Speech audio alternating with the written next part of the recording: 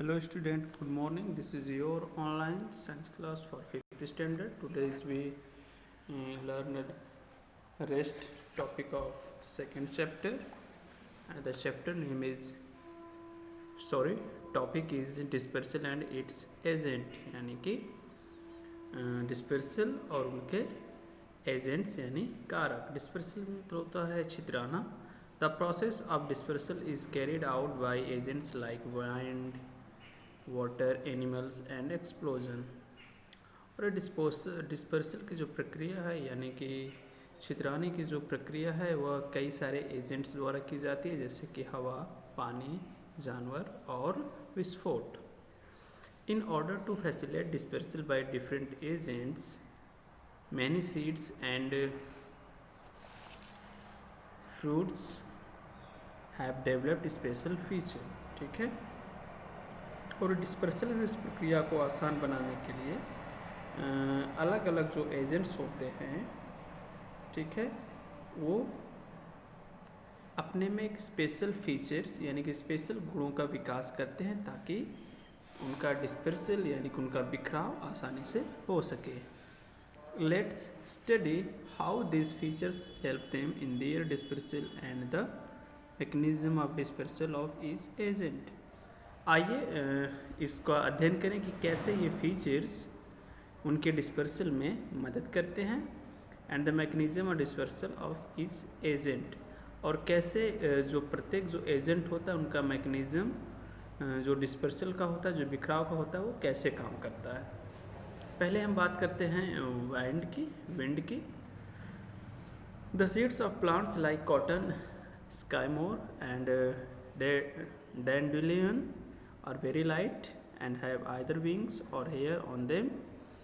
तो कुछ पौधों के सीड्स जैसे कि कॉटन होगा और स्काईमोर हो गया, और इसे डैंडेलियन कहते हैं, ठीक है, जिसे मदार वगैरह होते हैं। इनके जो विंग्स होते हैं ये बहुत हल्के होते हैं और इनके या तो विंग्स होते हैं या तो उनके ऊपर हेयर होते हैं यानी कि बाल होते हैं। This features enable them to be easily carried away by wind. और इनका ये गुण, उनका ये फीचर्स उन्हें आसानी से हवा द्वारा दूसरी जगह ले जाने के योग्य बनाता है। अब बात करते हैं वाटर के बारे में। The seeds of fruits of plants growing near or in water are either spongy or fibrous. तो ऐसे बीज या फल जो कि प्लांट्स ऐसे पौधे जो कि पानी के नज़दीक उगते हैं, are either spongy or fibrous, या तो वे स्पंजी होते हैं या तो फाइब्रस होते हैं, ठीक है, या तो उनमें धागे की तरह होता है या फिर स्पॉन्जी मतलब होते हैं जिस तरह हमारा सोख्ता होता है। This enables them to float on water, और यह उन्हें पानी पर तैरने के योग्य बनाता है। Water then carries them to different places, और वाटर उन्हें फिर अलग अलग स्थानों पर ले जाता है, कैरीज करता है। फॉर एग्जाम्पल, उदाहरण के लिए coconut and lotus fruits and seeds of mangroves plants are carried away by water. उदाहरण के लिए जो कोकोनट है, नारियल है, लोटस का जो फ्रूट है, और जो सीड्स होते हैं मैनग्रोव प्लांट्स के, वे सभी पानी द्वारा ले जाए जाते हैं। अब बात करते हैं एनिमल्स की। ये देखिए डैंडेलियन है, ये कोकोनट फ्लोटिंग इन वाटर है ना, कोकोनट तैर रहा है पानी पे। बात करते हैं डिस्पर्सल फ्रॉम एनिमल। तो human beings and animals eat fleshy fruits like apples, mangoes etc. and throw away their seeds in different places। मानव और जानवर फलों के मांसल भाग को खाते हैं, जैसे कि एप्पल हो गया, मैंगो हो गया, और बाद में इसे बीज को अलग अलग स्थानों पे फेंक देते हैं। These seeds germinate into new plants on getting appropriate conditions for growth। जब ये पौधे उचित दशाओं को पाकर वृद्धि करते हैं और ये फिर से उग जाते हैं, ठीक है, जब इन्हें अनुकूल दशाएं मिलती है तो ये उग जाते हैं। सिमिलरली इसी तरह birds eat fruit and swallow their seeds. इसी तरह जो बर्ड्स होती हैं वो फ्रूट को खाती हैं और उनकी बीजों को निगल जाती हैं। The undigested seed then come out as it is in their faeces and germinate into new plants. और जब ये अनडाइजेस्टेड सीड्स यानी कि बिना पचा हुआ जो बीज बाहर आता है जो कि उनके मल में होता है, and germinate into new plants, और बाद में यह क्या होता है कि एक नए पौधे के रूप में जर्मिनेट होता है यानी उग जाता है। Some seeds have sticky hair, कुछ सीड्स के स्टिकी हेयर होते हैं, चिपकिले बाल होते हैं, ब्रिस्टल्स होते हैं, हुक्स और बार्ब्स होते हैं, उसमें अक्सी की तरह होता है, ठीक है। This get transported by sticking to the fur of animals और even to the clothes of human beings. और इस तरह ये एक जगह से दूसरी जगह जानवरों के फर पे चिपक कर या आदमियों के कपड़े पे चिपक कर एक से दूसरी जगह चले जाते हैं। अब बात करते हैं एक्सप्लोजन की, यानी कि विस्फोट के द्वारा कैसे होता है आपका ठीक है।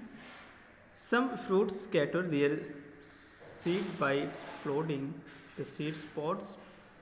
कुछ जो कुछ फल होते हैं वे अपने पौधों को एक्सप्लोडिंग यानी कि विस्फोट के द्वारा अपने बीजों को फैलाते हैं, यानी कि जब इनके सीड पॉड्स में विस्फोट होता है तो इनके बीज चारों तरफ छितरा जाते हैं। When the seeds are ripe and the pod has dried, और जब सीड्स पक जाता है और पॉड सूख जाता है, इट बर्स्ट ओपन, और इस तो क्या होता है कि ये विस्फोट कर जाता है, and the seeds are scattered, और सारे बीज जो होते हैं उसमें के वो छितरा जाते हैं।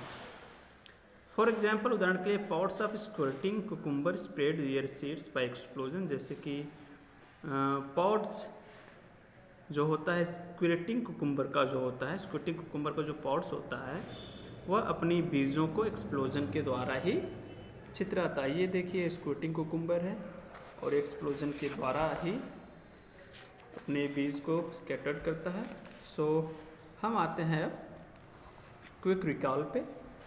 Give one word which of the following the other names for seed leaves, ठीक है।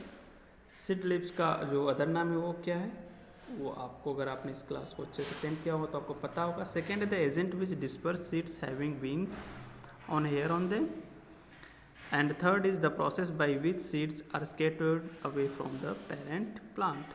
तो इन तीनों को अभी हमने हाल ही में पढ़ा है और इसके बारे में आप स्वयं रिकॉल करेंगे, उसे होमवर्क के रूप में करेंगे, ठीक है।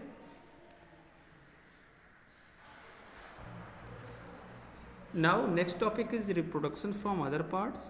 अब हम बात करते हैं अदर पार्ट्स से रिप्रोडक्शन के बारे में। We have read in earlier classes that plants can also grow from the parts beside seeds. हमने पहले की कक्षाओं में पहले से पढ़ चुके हैं कि जो प्लांट्स होते हैं वो बीज के अलावा पौधे के दूसरे भागों से भी उग सकते हैं। दिस पार्ट्स में भी रूट, स्टेम और the leaves of the parent plant. और ये पार्ट्स रूट्स हो सकते हैं, जड़ें, तना हो सकता है, और लीव्स भी हो सकती हैं किसकी, पेरेंट प्लांट की। ये या तो जड़ हो सकती है, या तना हो सकता है, या लीव्स हो सकती हैं। फॉर एग्जांपल, उदाहरण के लिए plants like rose grow from stem cutting. जैसे कि उदाहरण के लिए जो रोज़ होता है यानी कि गुलाब का जो पौधा होता है वह स्टेम कटिंग से उसे ग्रो किया जा सकता है। Plants like sweet potato and dahlia grow from the roots. पौधे जैसे कि स्वीट पोटैटो जिसे हम गन्ना कहते हैं, कन्ना कहते हैं, और जो डहेलिया होता है उसे रूट से उगाया जा सकता है, उगता है। Plants like begonia and bryophyllum grow from leaves. और पौधे जो कि बेगोनिया और ब्रायोफिलियम होते हैं वो पत्तियों से उगते हैं। A common example of plants that grow from stem is potato. और एक बहुत ही सामान्य उदाहरण जिस पौधे का दिया जाता है जो कि स्टेम से उगता है वो है potato. We already know that potato is a underground stem that stored food. जैसा कि पहले से हम जानते हैं जो पोटैटो यानी कि जो आलू होती है वह एक अंडरग्राउंड स्टेम है, यानी कि ज़मीन में दबा हुआ एक तना होता है जिसमें फूड स्टोर रहता है। It has birds known as eyes on it from where new plants can arise. और यहाँ उस पर एक बर्ड्स होती हैं जिसे हम आइज़ यानी कि उसकी आँख कहते हैं, और यही वो स्थान होता है जहाँ से एक पौधा उगता है, नया पौधा उगता है। ये देखिए sweet potato grows from roots, ये जड़ों से उग रही है। ये new plants grow from bryophyllum leaves, ठीक है, ये पत्तियों से नए पौधे यहाँ पे उग रहे हैं। बात करते हैं बिंगूज knowledge banking. Plants like ferns and fungi do not grow from seeds. पौधे जैसे कि फर्न्स और फंगी हो गए, ये अपने सीड से नहीं उगते, they grow from tiny structure called spores. ये बहुत ही महीन छिद्र स्ट्रक्चर्स जिसे कहते हैं स्पोर कहते हैं, उससे ये उगते हैं, ठीक है। तो अब हम बात करते हैं क्रॉप्स एंड एग्रीकल्चर के बारे में। Crops provide food, oxygen, medicine, timber etc to us. पौधे हमें भोजन, ऑक्सीजन, दवाइयाँ और लकड़ियाँ उपलब्ध करवाते हैं। We grow plants on a large scale so that we can get enough food and other products to fulfil our needs. तो पौधे हमें हमारी ज़रूरतों को पूरा करने के लिए कई सारे प्रोडक्ट्स उपलब्ध करवाते हैं, जिसमें हम पर्याप्त भोजन प्राप्त करते हैं और बड़े पैमाने पे ये भोजन हम प्राप्त करते हैं, जो जिससे कि हम जिस पौधे से हम उगाते हैं। तो हम बड़ी मात्रा में भोजन प्राप्त करने के लिए पौधों को उगाते हैं और अपनी बहुत सारी ज़रूरतों को पूरा करते हैं। This practice of growing plants on a large scale for food और other products is called agriculture. तो इस प्रैक्टिस को, ठीक है, इस प्रैक्टिस को पौधों के उगाने के इस प्रैक्टिस को, इस परंपरा को, बड़े पैमाने पर उगाने की इस परंपरा को अपने भोजन के लिए को हम क्या कहते हैं? एग्रीकल्चर कहते हैं, ठीक है। You must have seen that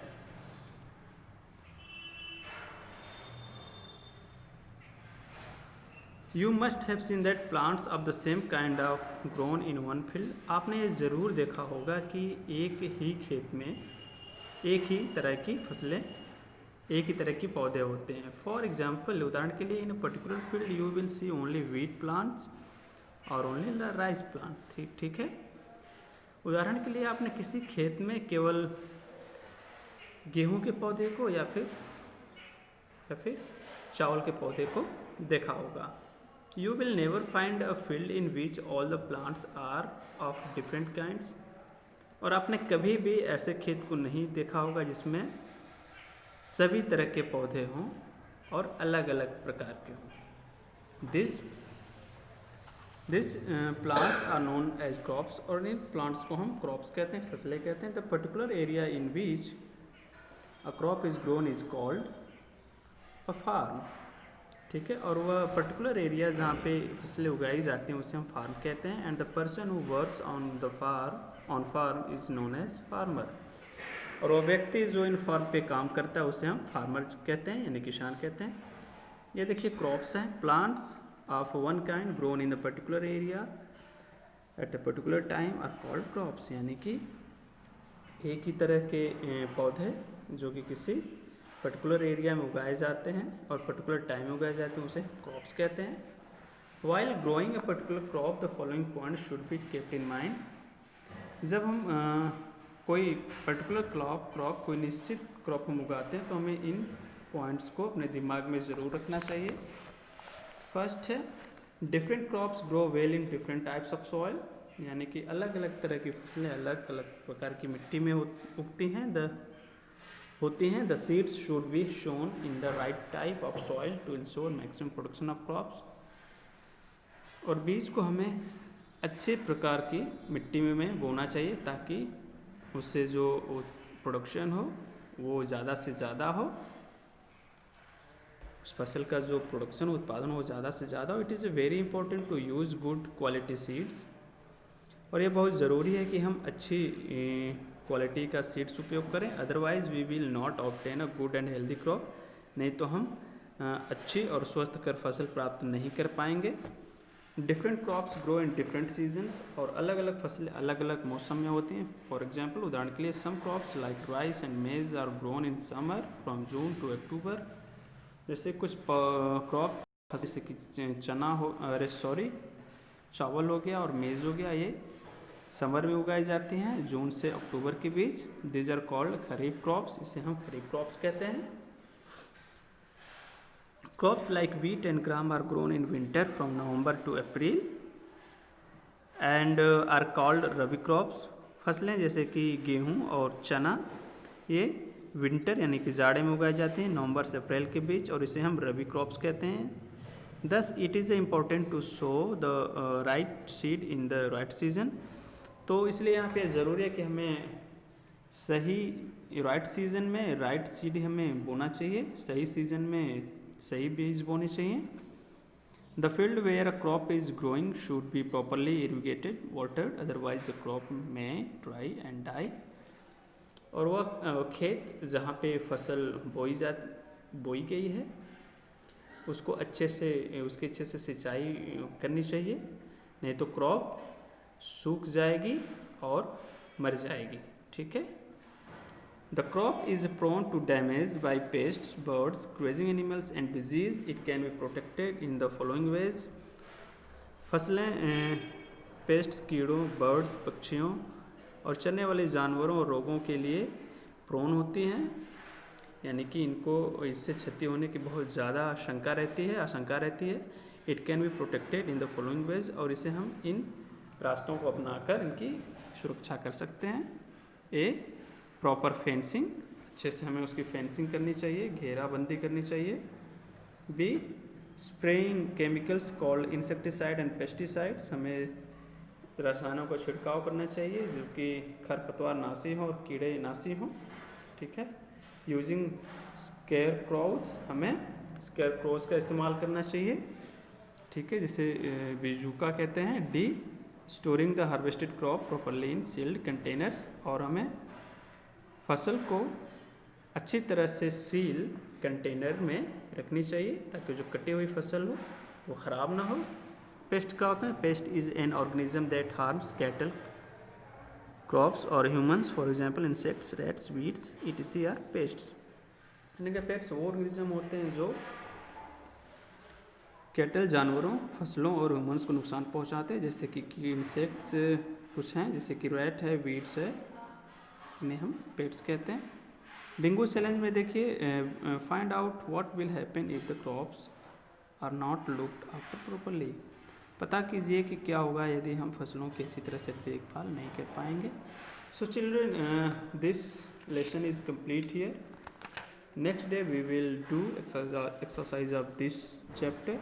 So take care and thank you.